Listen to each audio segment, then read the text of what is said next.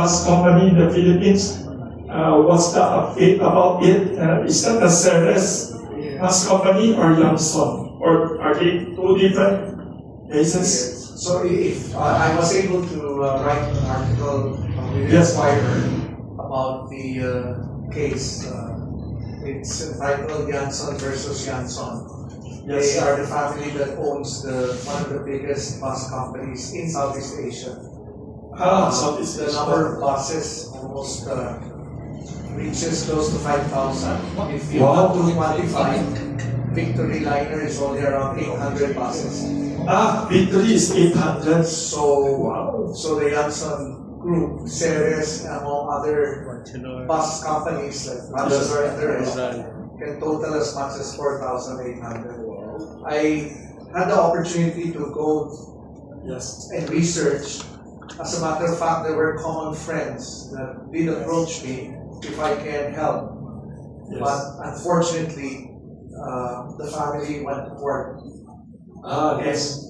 We are not allowed to engage Already beyond your when they have resorted to the courts because we feel it becomes a difficult task. You have lawyers, you have the judges, and therefore it was difficult. So maybe if we can dissect that particular family, Yes. let's look at the classic case of a founder anointing the youngest son. This one, the Yes. son. He anointed the youngest son. It was publicized, and I think it was an assembly Yes. when he declared that my youngest son, El Rey, will assume the role of CEO. Yes. Now, what does that tell us?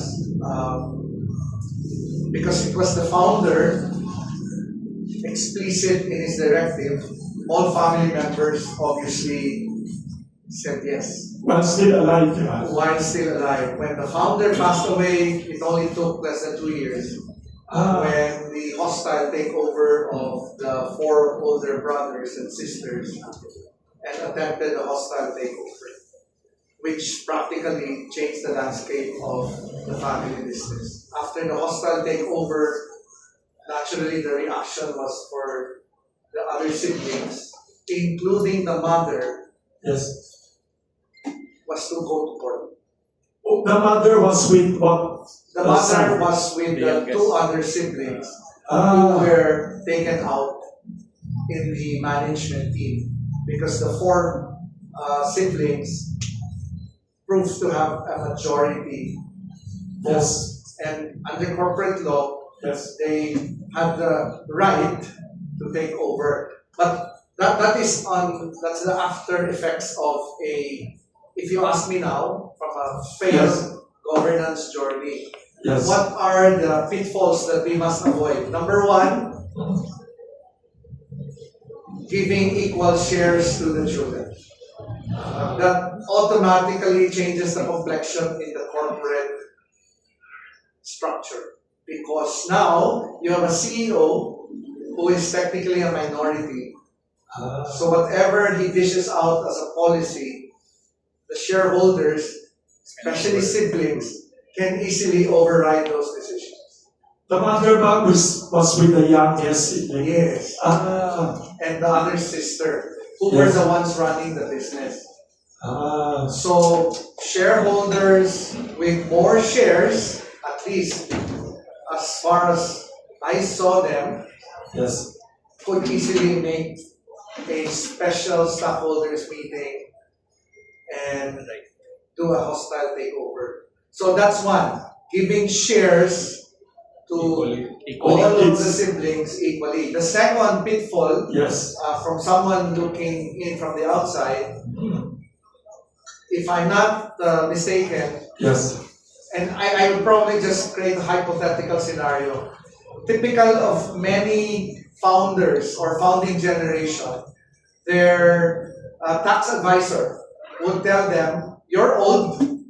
It's time to pass on the shares to your children to save on taxes, at least the estate tax." So that's a mistake. Yes. So theoretically, that's the right thing to do. Yeah, tama. The advisor, the tax person, will tell the client, since you trust your children,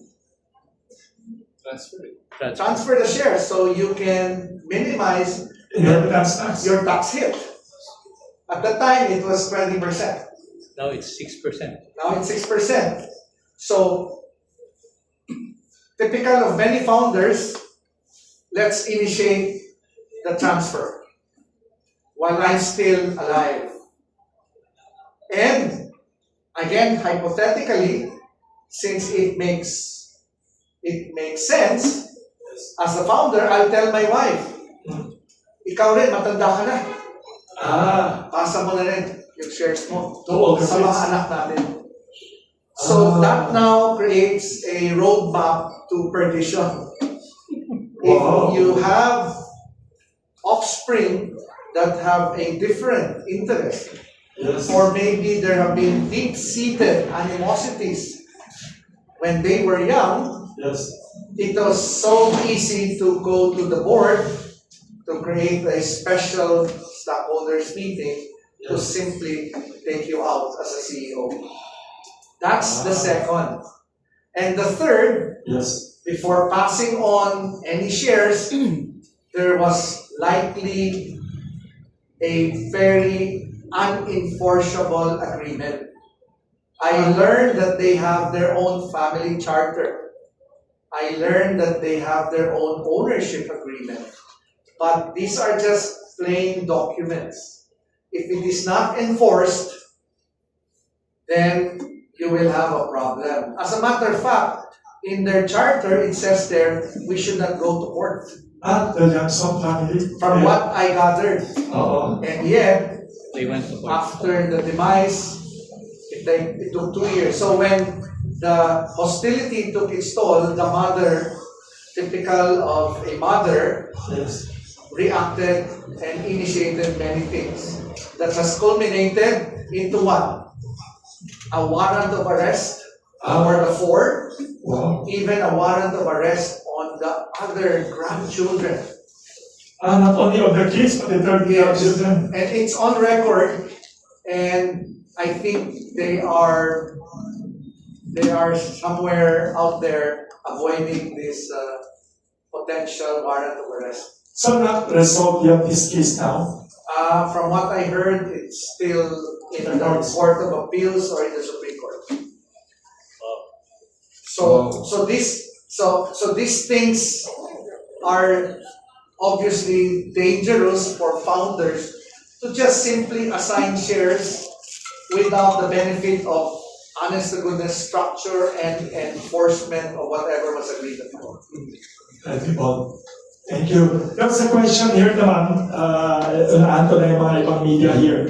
For Mr. Dennis Ko, even without going into the details of your court cases, can you tell us, the story is your grandfather started it and the siblings took over control. So your status of the dispute it is still in the courts now? Yes. Am I correct? Are the media correct? Yes, that's true. Good thing, Mr. Josiah was here. Yes. Mr. Josiah is the witness. Mr. Josiah, he went to my auntie's house to interview my grandfather. Yes. He knows everything. The auntie is part of the other side? No, because that time my grandfather is living, staying with my So he got the story. Yes, about it. I was there. So this one, Mr. Josiah wrote the avoid bitter classes in family businesses. Yes. So, are you optimistic you can still win, or it's hard to say? How do you assess your case? Of course, Yes. we will. Yes. It's because honestly, it depends on the justice in this country. How long is the case now? How long has it So, been? actually, my lola's case, my grandfather's case started late 2006. Late 2006. They do, if I remember service right, no? Yes. 2006, yeah. Wow, 20th anniversary already. Yes, they keep on dragging. Yes. Because as I've said, yes, Is it now in the Supreme Court or Court of Appeals now? actually, I'm not You the can ones to discuss it now. discuss it now. Okay. We can discuss it later. But if you ask me how my grandfather started, first is in the book. The Green Cross Saga. Everything is here also. Because I am not afraid, to talk to media, to anyone, anywhere, anytime. Why? Because the truth is in our side. Yeah, I'm really touched, Mr. Josiah. I'm honored also, Mr. Josiah, you're here today, Okay. Yeah, you have a first-hand interview with my lolo. Thank you, thank you. Yes, Mr. Josiah. Thank you very much. Thank you, Denise. Professor, there's a question here.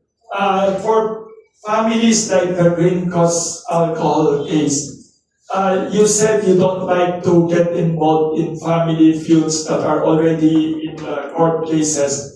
But are there cases that they're embroiled in a legal case, then they finally realize it's a waste of time and court? Can they still settle amicably or outside the court, not amicably? That's a good question. Has there been cases in the Philippines na Uh, tapusin naman sa labas? Bigyan na natin, settle na lang. my personal experience Yes. is we've managed to stave off a deliberate effort to push the conflict to the courts, because the moment you go to the courts, it becomes irreversible. So I can cite 3-4 cases where families approach me. Can you mention the families? I have a non-disclosure agreement. Yes, yeah. The families approach me, and my condition is I will not entertain any mediation for as long as the lawyers are with them. Because the lawyers, I think, are different from you. The more quarrel, the lawyers earn more money. Yes. I think. They earn money, including the judges. Win or lose. Including the judges. Including the Win or lose. judges. So Win or lose, they win. there's one particular case They're the where casinos. I was very adamant and very categorical. Yes. I will help you, but you need to withdraw from the court. And then after almost a week and a half, I got a call from a common friend. A common friend means a lawyer that knows me and knows the other The lawyer. lawyers on the other side. Professor, some of my friends have told me that you're going to join and mediate. Nakikiusap sila kung pwede sana, wag na lang kasi Tuloy. mawawalan sila ng negosyo. Yung lawyers. That, So I said it's not for me to decide, but my policy in the office is simple. Yes. Withdraw and I help, or let's move on. Let's not talk about this anymore. So thankfully they have withdrawn and we have resolved it. It took us a long time, but once they withdrew, everything else, I made them sign also an agreement that you cannot get out of the boardroom, you cannot walk out, you cannot do this. So I prepared my own covenants, and it took almost 2 years for me to resolve it, but now they go out and do karaoke. So in the end, they missed the family unity. I also give you one example in the South. When the father passed away, it only took 5 months. Then they started to hire lawyers. And maybe it was God's intervention. One of the siblings, while he was looking at the safe and the baul of his deceased father, saw my name. Saw my name and my number. So he called up and he said, I saw your name in my father's safe. And maybe this is a sign. So I spoke to them. I had a series of breakfasts. They would always gang up on each other. And they would fight, and during meetings, they would bring in their lawyers. Until I put my foot down. I said, maybe that's a sign. I will only say this once. I'm going to help you, but if you continue to persist in bringing your lawyers, I think it's justified for me to step back. So they finally agreed. When I stepped in to help, they still fought. And I said, maybe I'll follow a different approach. If you really want to separate, then let's do it. But let's put some timeline. We work out a separation arrangement, and out of the number of siblings, we separated them in paper. And I put a caveat in the document. Every year or every 6 months, we will have to reassess and meet it. So, on the 6th month, they were still fighting. On the 12th month, they realized that they all miss each other. They reconciled. And now they're back at each other's arms. Sabi ko, pinahirapan niyo lang ako. Mga OA kayo. You wasted my time. Of course, they paid me. They paid the office. But you should have done this. In the end, you miss each other. And that caveat that I put there, that they have to meet whether they like it or not, proves to be the turning point. So again, a lot of creativity in mediation is very important. Thank you. Yes. Question. I'm just fascinated by you discuss about the pitfalls, no? And they sound paradoxical because they're supposed to resolve problems, but they end up like, for instance, it sounds good to give equal shares, but eventually they end up fighting and the inequality comes out, etc. And then another pitfall is you pass on the shares. Like the founder passed on the shares to the kids. It sounds good, but eventually they end up also, Anyway, so how come what sounds to be a solution ends up a... How come paradoxical? How come they become... Common sense, bakit again? They become the pitfall or the aggravating factor to the problem. So it's probably a consolidation of certain structural issues. I can maybe say defect or dysfunction in the ecosystem, especially inheritance law. Number 2 being Asian. I love you all equally, and therefore I give you shares pare-pareho. Even if I favor one son, I can go to the grave and still be at peace by giving you all shares. The problem is, I'm giving them all shares. One is the most deserving, one is a pathetic, entitled fool. So that is where the problem lies. The most deserving gets the same shares as the most entitled. That's why we call it fair is equal, but equal is never fair. That's where the contradiction Fair is equal, but equal is never Then the fair. inheritance law provides that in the absence of any agreement, That's equal. the heirs will have their own piece. Automatic Yes, equal so share. whether you are an illegitimate, a half or Half of whatever, a share. or even an adopted, you get shares. That shares can translate into voting right. And now the most deserving is the CEO. Maybe with the same Green Cross mindset. Suddenly one night he wakes up, he has been betrayed by Brutus in sheep's clothing.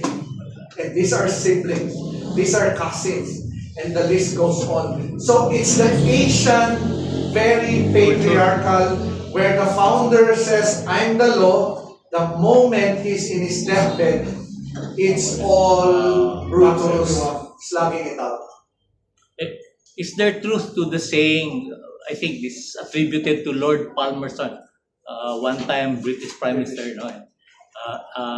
Sabi niya, there are no permanent friends and no permanent enemies, only permanent interests. Is this? Thomas Jefferson said it also. Is it true or not true? Palmerston. Maybe I should put a caveat there. In the absence of rules, roles, responsibilities, and accountabilities, that's correct. But in my experience, yes, they are like going to the boxing ring without a referee when the founder is no longer there. Open, ano na. But when the rules are embedded, when the culture makes them think of the greater good, when the mindset is 100 years, when everything is aligned when it comes to shared values, when even the in-laws are detached from the day-to-day, when all of them know that the shares given to them, bequeathed to them, are premised on stewardship, not ownership, then you have the likes of an Ayala, harmonious, the likes of Gokways, harmonious, united, legacy building. You mentioned something about the greater good. It has The to be greater like good, it. yes. Parang, The Aboitiz that are closing in on 140 years, the Ayala started in 1834, you name it, it can be done. There's a question about Ayala. There are family companies that are disallowed in-laws. But I saw the history of the Ayalas. It was the in-laws that saved the families. The McMeeking.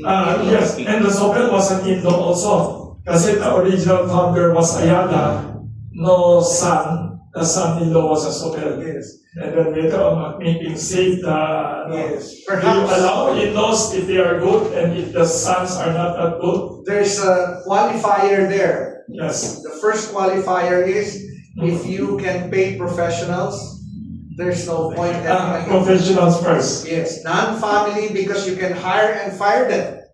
At the moment you have an in-law, they can first, it's cheap labor. Second, they carry the last name. And third, the moment there are no rules and you nudge the in-law, you have an avalanche of problems with the in-law spouse that is your offspring. Emotional qualities. I have a handful of that overseas. In Indonesia, You cannot fire an in-law enter the picture, Ivy League, 20 years, suddenly in one board meeting that I attended, just on cue, the founder said that I should sit down. After a few minutes, a lot of exchanges, suddenly the in-law spews fire. Dad, shut up. wow. The in-law Then turned an the outlaw. founder looked at me. He said, "This is the way. Please help us take him out." But we cannot say it because it keeps on saying, if we take him out, we will never ever see our grandchildren again. That's May blackmail, emotional hostage. So it took me 2 years to take him out, and the finale was we created the structure, the charter, and the moment he freaked out again, I said the family council will now enforce it, not me. And the council did it, sent him a note, then he went to my hotel, shouted at me at the lobby. The people there over breakfast thought we were both gays in Jakarta. And I said, don't shoot the messenger. I have a flight to catch. If you want to appeal, there is a provision in the charter that you can appeal. But as of today, you don't have an office anymore. He used to be one. He was the VP for operations. When I reached the airport, I got held up for 5 hours.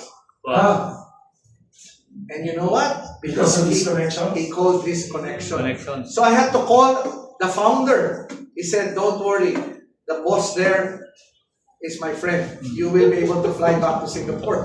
Wow. I get that a handful of times. I- So avoid in-laws. If I have possible. If you can afford If professionals. you can afford. The better. Now, in the Ayalas, perhaps they could not afford professionals. When so in the they got an beginning, in-law. yes. But if you really want an in-law, because perhaps he is qualified or she is qualified, set the tone, the rules, that he is an in-law and therefore he should be treated like a professional. Set the job descriptions.